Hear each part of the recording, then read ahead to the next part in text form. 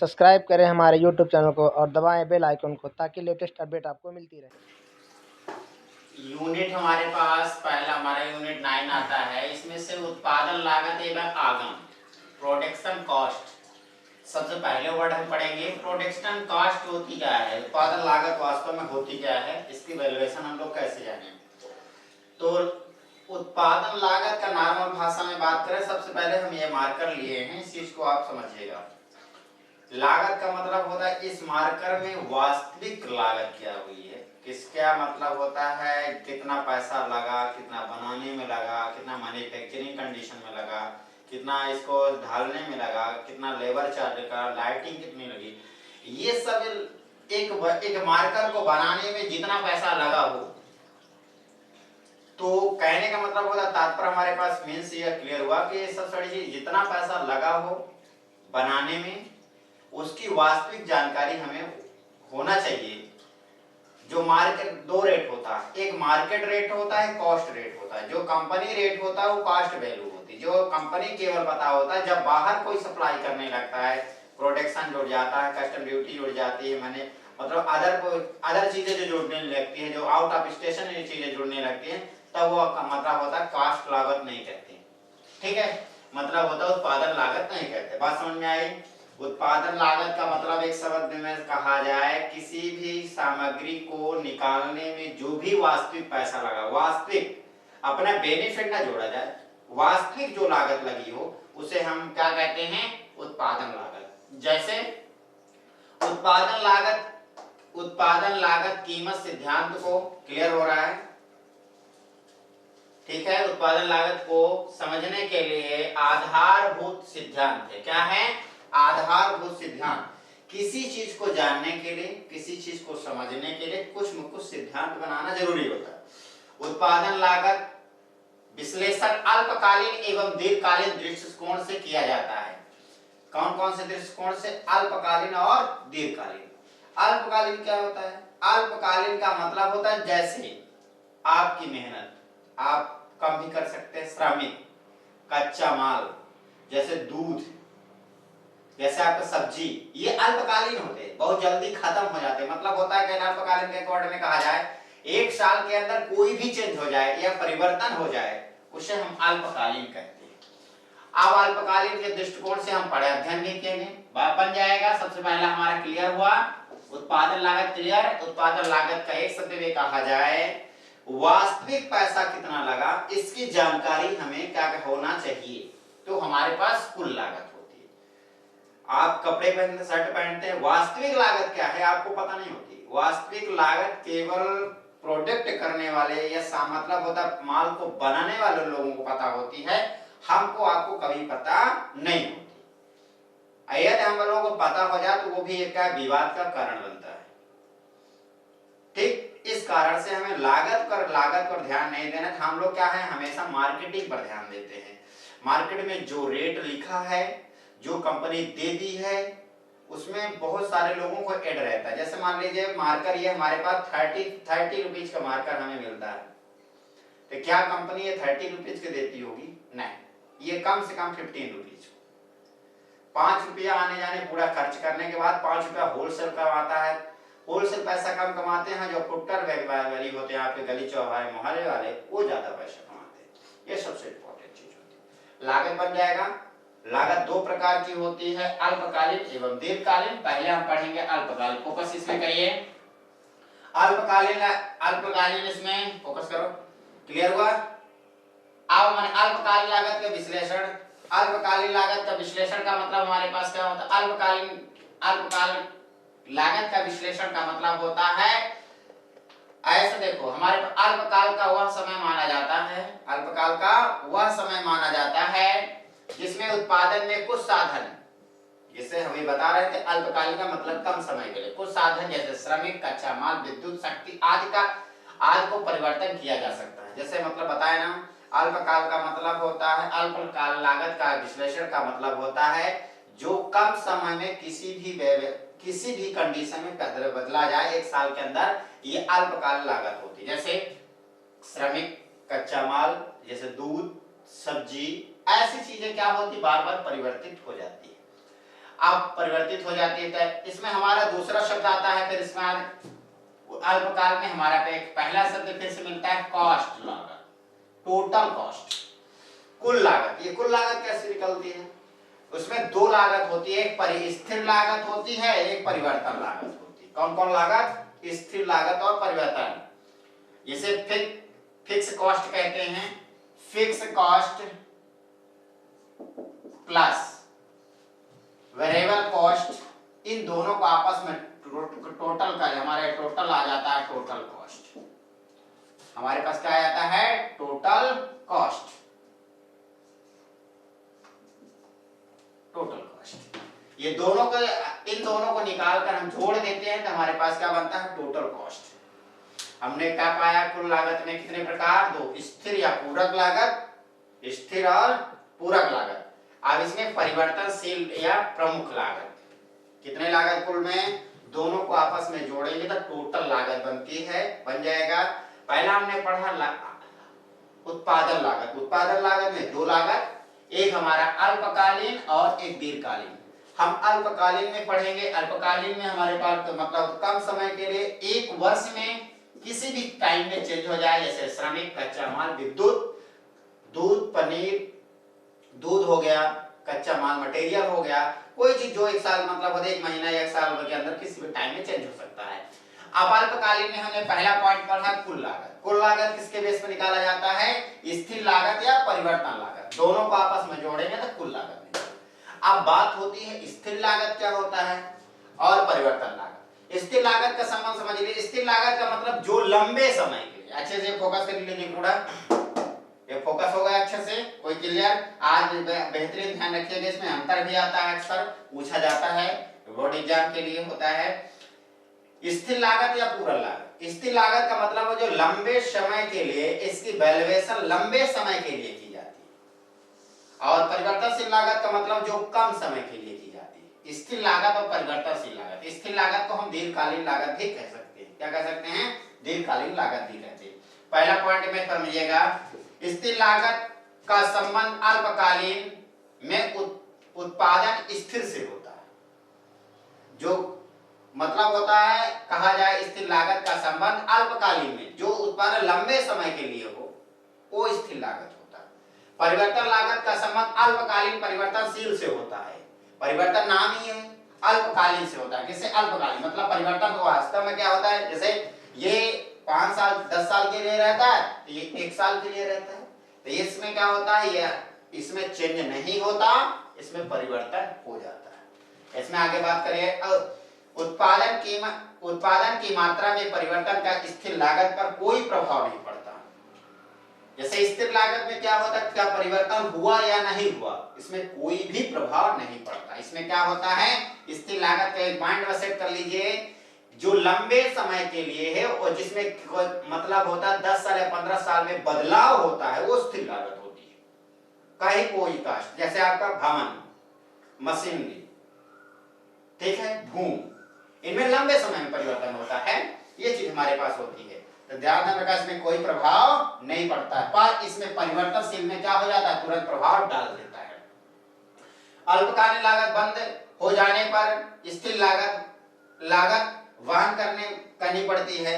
जैसे मान लीजिए कोई मतलब होता है पर डे आवागमन बंद हो गया या मटेरियल बंद हो गया, तो ये स्थिर लागत वाला क्या हो, तो लंबे समय तक चलना है तो उसे क्या हो, वहन करना पड़ेगा, पर इसे शून्य हो जाता है। मतलब होता है ये क्या, उत्पादन काल में बंद हो जाने पर परिवर्तनशील लागत पर शून्य हो जाता है, मतलब उसकी वैल्यू बिल्कुल खत्म हो जाती है। इसमें तो मान लीजिए स्थिर लागत में कुछ वैल्यूएशन लागत बची रहती है, और परिवर्तनशील लागत जैसे मान लीजिए आना जाना प्रक्रिया बंद हुआ, परिवर्तन का रोल ऑलरेडी ऑटोमेटिक क्या हो जाता है, खत्म हो जाता है। बिल्कुल ये चीज ध्यान रखिएगा।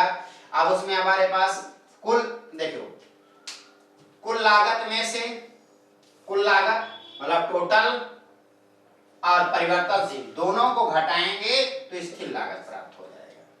मतलब बात समझ में आई? नहीं समझ में तो ऐसे कर लिया, TTC, टोटल प्रोडक्ट और वेरिएबल प्रोडक्ट, टोटल कॉस्ट और वेरिएबल कॉस्ट, इन दोनों को घटाएंगे तो हमारे पास क्या होता है, FC प्राप्त हो जाएगी। आई बात समझ में?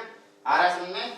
अब इसमें क्या होता है, कुल लागत में से स्थिर लागत घटा दी, मतलब टोटल वेरिएबल कॉस्ट में परिवर्तनशील जिसे कहते हैं परिवर्तनशील लागत में total cost minus fix cost, इन दोनों घटाएंगे दिए बात समझ में आई बिल्कुल। अब हमारे पास क्या होता है, फिर से एक बार रिमाइंड का मतलब होता है, रिमाइंड करते हैं एक बार, उत्पादन लागत किसे कहते हैं? किसी भी सामग्री को बनाने के लिए, किसी भी सामग्री को बनाने के लिए वास्तविक जो रेट मिलता है, जो वास्तविक पैसा लगा, वो उत्पादन लागत कहलाता है। उत्पादन लागत में हमारे पास दो प्रकार के होते हैं, अल्पकालीन एवं दीर्घकालीन।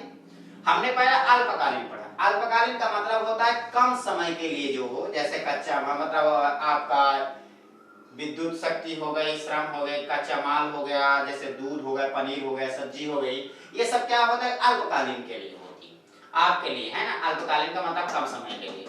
अल्पकालीन में आपका पढ़ रहे कुल लागत। कुल लागत किसके बेस पर होता है? स्थिर लागत और परिवर्तन लागत। अब हम पढ़े स्थिर लागत का मतलब जो लंबे समय के लिए चले, और परिवर्तनशील लागत का मतलब होता है जो कम समय, मतलब होता है बहुत कम समय के लिए चले। इसमें कोई परिवर्तन स्थिर रहता है, इसमें कोई बदलाव नहीं होता, इसमें प्रभाव पड़ जाता है।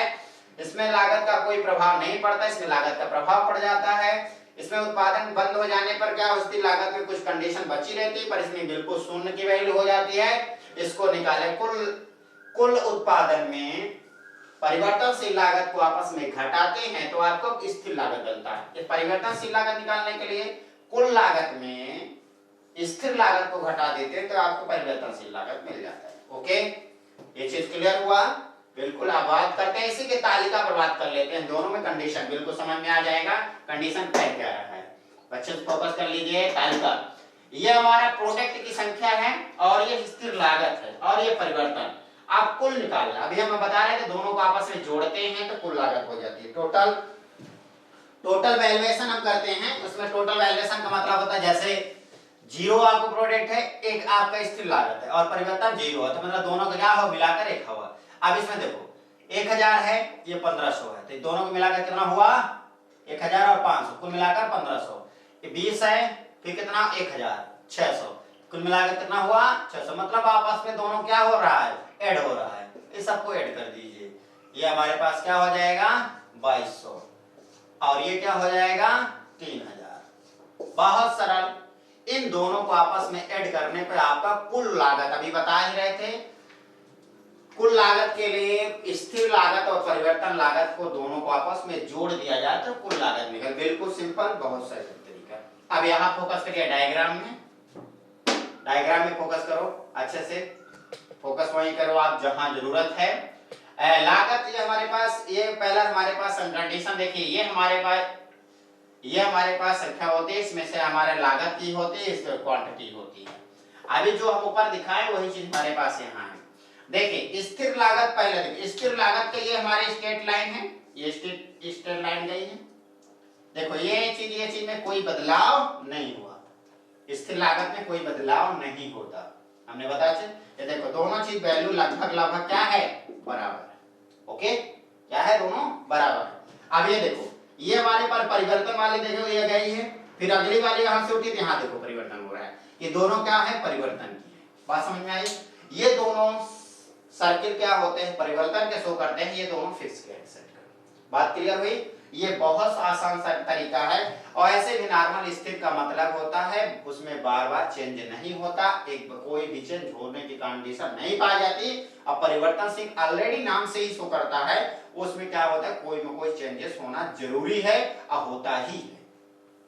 ठीक है, ओके, आगे बात करते हैं अगला टॉपिक पर। चलिए हम बात करते हैं उस टॉपिक के बाद नेक्स्ट टॉपिक आता है औसत लागत।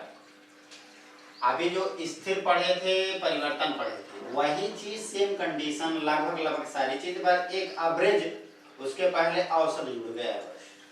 देखो औसत लागत की 3 विधि होती है, कितनी विधि होती है 3। आपका पहला औसत स्थिर विधि, वही चीज औसत शब्द जुड़ना है परिवर्तनशील विधि और सीमांत लागत, ये चीज आप पढ़ भी चुके हैं।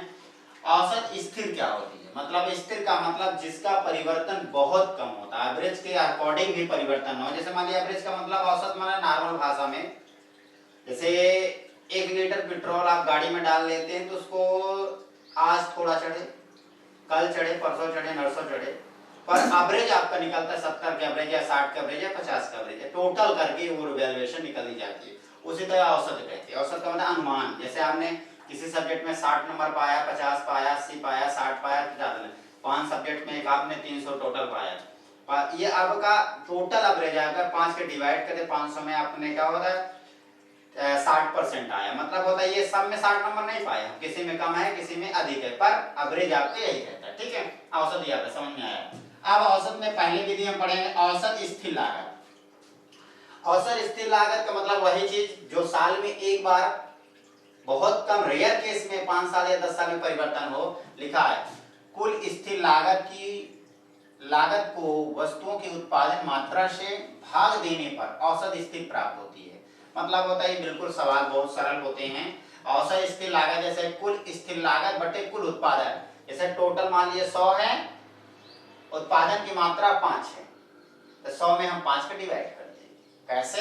जैसे मान लीजिए कुल स्थिर 20 है और मात्रा कितनी है 5, तो क्या हो जाएगा, ये आपका आंसर आ गया। बिल्कुल सामान्य तरीके से, है ना, आपका आ गया। इसी तरह से आपका दूसरा औसत परिवर्तन लागत, जो बार बार परिवर्तित हो जाए। कुल लिखा है, कुल क्लियर करो यहाँ, कुल परिवर्तनशील लागत को वस्तुओं के उत्पादन मात्रा से भाग देने पर औसत परिवर्तन लागत प्राप्त होती है। जैसे कुल परिवर्तन कितना हुआ, जो चेंजेस हुआ, अब कुल मात्रा उसकी है जिसे वो बता रहा, उसी तरह सेम टू सेम इसमें भाग देते थे, आपकी ये प्राप्त हो जाती है। बिल्कुल सिंपल। कौन कौन पढ़ी कहीं पहली विधि, औसत स्थिर लागत, औसत परिवर्तन लागत, जो अभी पिछले बार में बता भी चुके हैं, इन दोनों में अंतर भी बता चुके हैं। बस एक वर्ड जुड़ जाता है औसत, एवरेजिंग वाला, बस। अब हम बात करते हैं नई चीज आपका आ रहा सीमांत लागत, मार्जिन प्रोडक्ट। सीमांत लागत बिल्कुल क्लियर करिएगा अच्छे से। उत्पादन की मात्रा में एक अतिरिक्त इकाई का उत्पादन बढ़ाने पर कुल लागत में जो वृद्धि होती है, मतलब जब मान लीजिए कोई चीज उत्पादित करते हैं तो उसमें से जो अगर ऑटोमेटिक जो वृद्धि हो जाती है, मतलब बढ़ जाता है, उनमें से अंतर क्या है, मार्जिन। मतलब कहते हैं ना भाई दोनों का एवरेज सही लो, कितना बढ़ा तो अंतर कितना है, बात समझिएगा। ये आ रहा है फॉर्मेट क्लियर हो रहा है। देखिए 1 क्लियर, कितना परिवर्तन, कुल लागत कितनी थी 1000, परिवर्तन कितना हुआ 1000 से कितना हुआ, एक में इसमें जीरो वैल्यूएशन, कोई अंतर नहीं होता। 1000 से कितना हुआ 1100, तो एक आपका 1100 में 1100 माइनस 1000 कर देंगे। अब कहां पाए 1000, ये है। आप कितना हो 11, जो प्रेजेंट टाइम है वो करंट ईयर हम यहाँ रखते हैं, जो प्रेजेंट है, और इसके लिए इसको घटाएंगे तो हमारे पास क्या आएगा 100 रुपए का आपका अंतर आ गया ये चीज। इसी में से आपका फिर क्या करेंगे 1180 माइनस करेंगे ये ऊपर वाला 1100। आगे समझ में, बिल्कुल समझ में आ रहा होगा। देखो इसको इसमें घटाए, फिर इसको इसमें घटाए, फिर इसको इसमें घटाए, क्रम से घटाते जाओ। बिल्कुल देख लो सामने लिखा हुआ है। अब 1180 घट गया तो 1230 माइनस 1180, ओके ये चीज।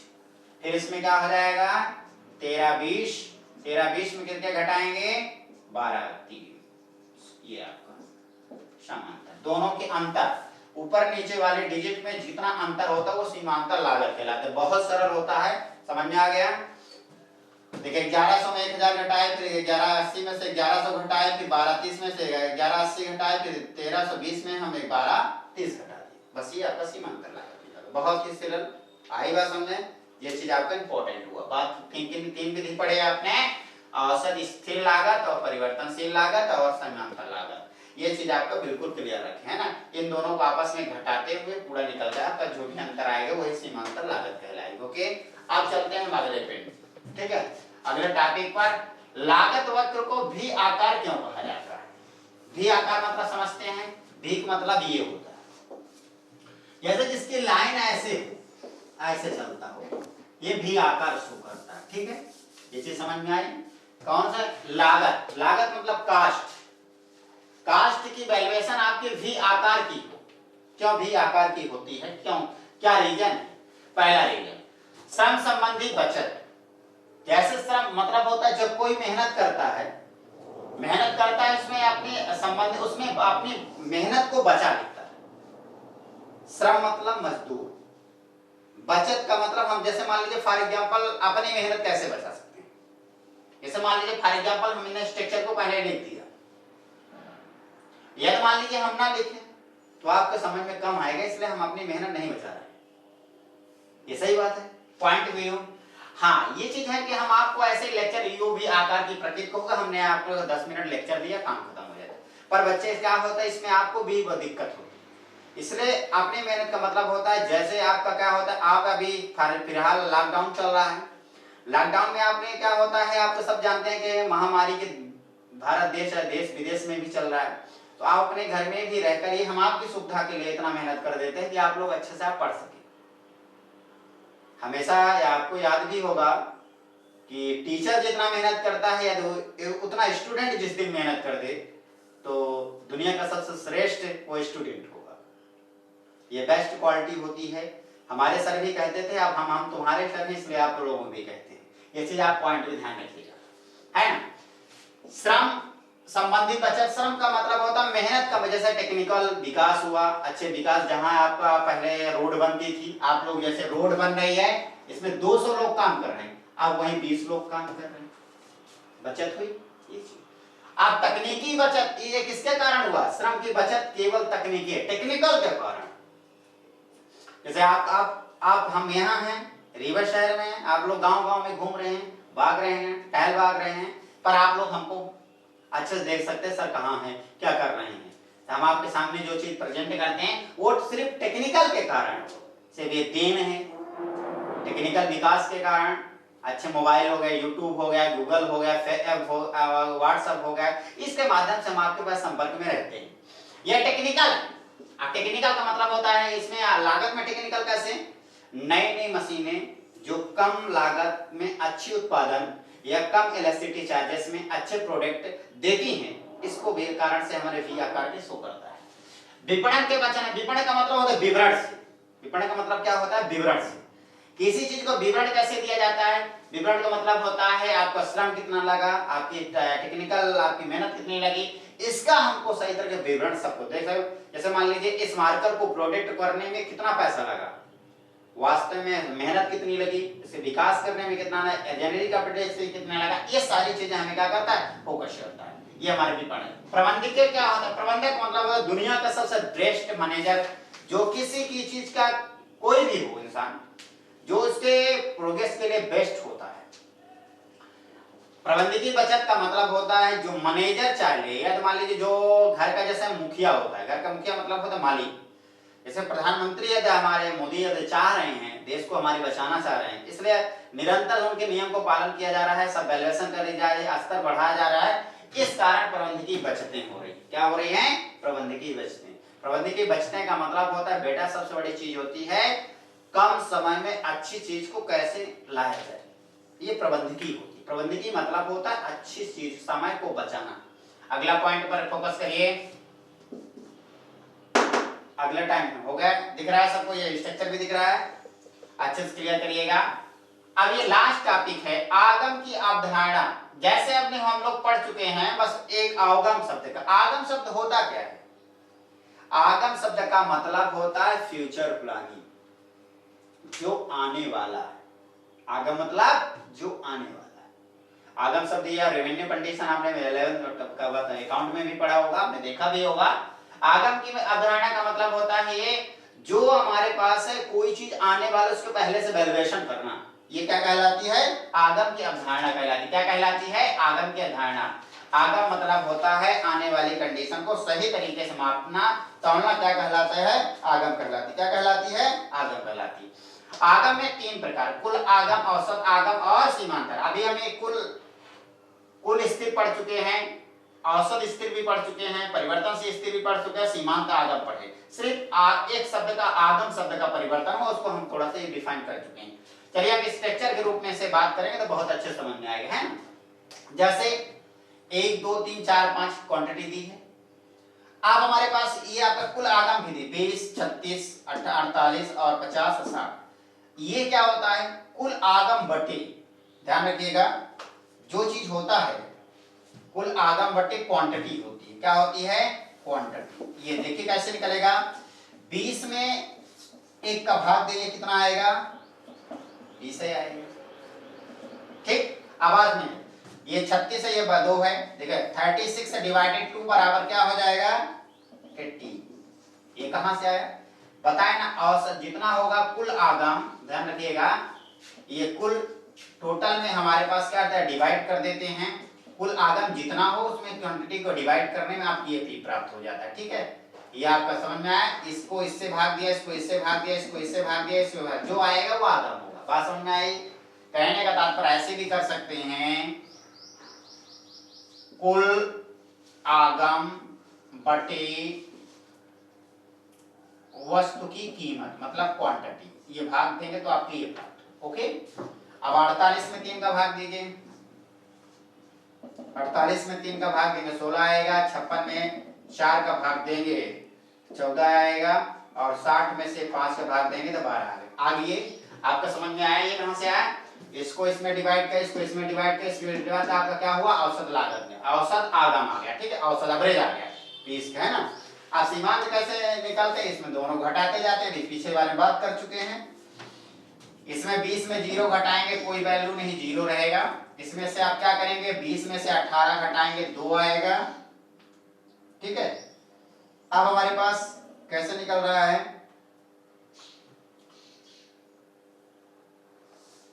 सीमांत आगम के ध्यान रखिएगा थोड़ा सा,